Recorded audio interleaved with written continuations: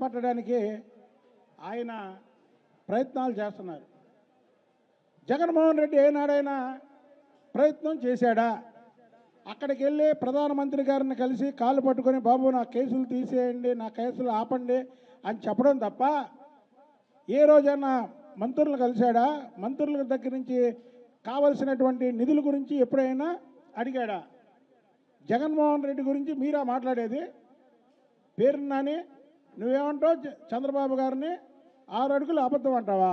6 అడుగుల నిజాయితీ గల నిలువుటద్దం చంద్రబాబు నాయుడు గారు, 5 అడుగుల తాల్చుపాము జగన్మోహన్ రెడ్డి. కాబట్టి ప్రజలు 151 సీట్లలో ఉన్నటువంటి మీరు మధ్యలో 5 తీసి 11 ఇచ్చారు.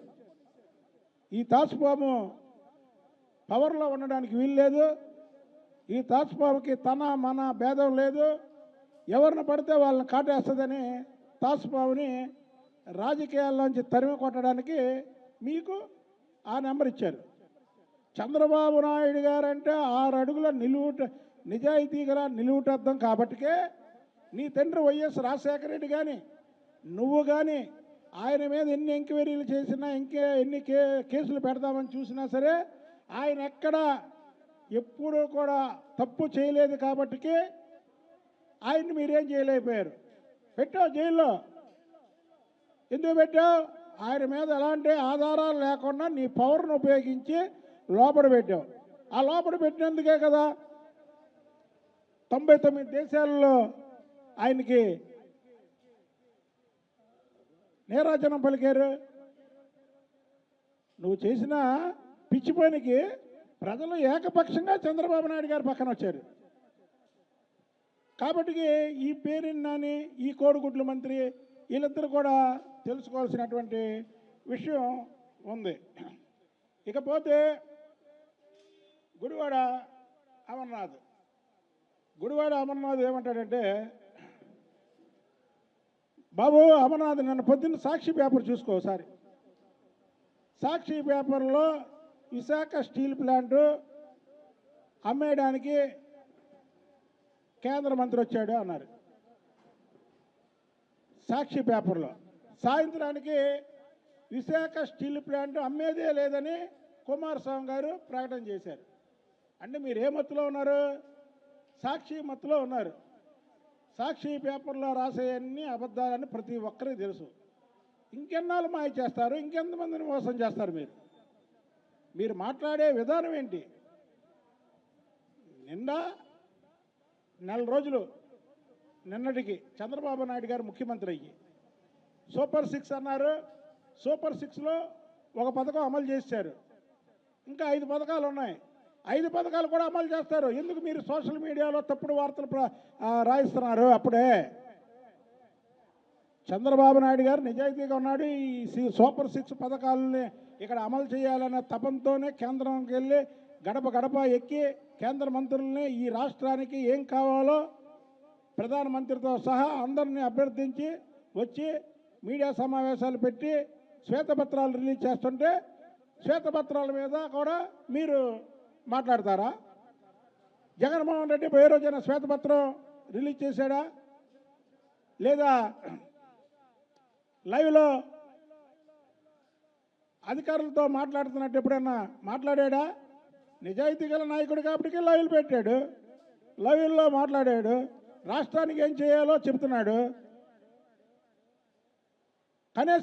కనీసం మీ దగ్గర రికార్డింగ్ అని ఉందా?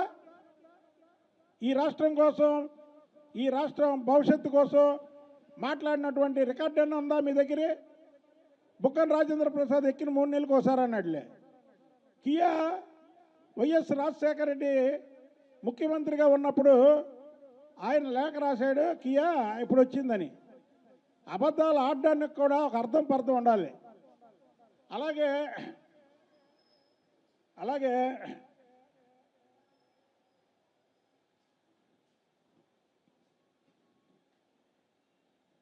గుడివాడ అమర్నాథ్ అంటాడన్నా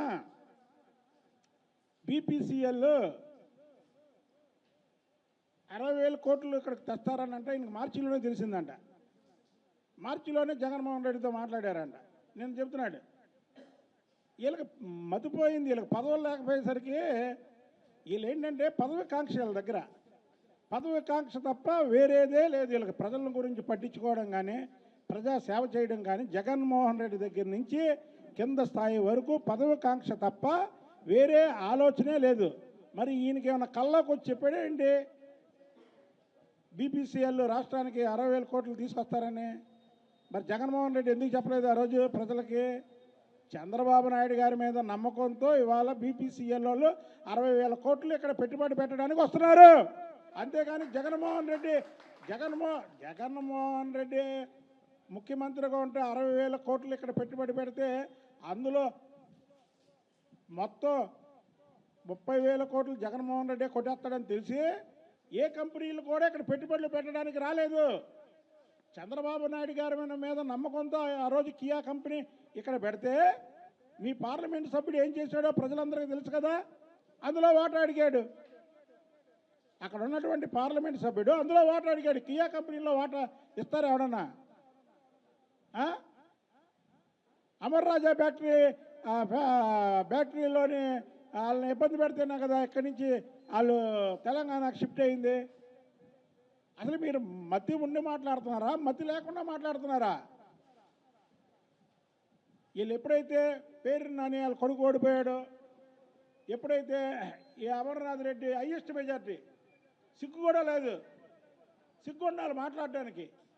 హైయెస్ట్ మెజార్టీ, రాష్ట్రంలో హైయెస్ట్ మెజార్టీతో ఓడిపోయిన అమర్నాథ్ రెడ్డి, గుడివాడ అమర్నాథ్ నీతులు చెప్తున్నాడయ్యా. నీతులు మాట్లాడడానికి, నీతులు చెప్పడానికి కూడా ఒక అర్హత ఉండాలి కదా నీకు. ఎక్కడుంది నీకు అర్హత? హైయెస్ట్ మెజార్టీతో ఓడిపోయి మళ్ళీ తగునమ్మా అని మైకుల ముందుకు వచ్చి అబద్ధాలు ఆడుతున్నాం. భోగాపురం ఎయిర్పోర్టు జగన్మోహన్ రెడ్డి గారి హయాంలో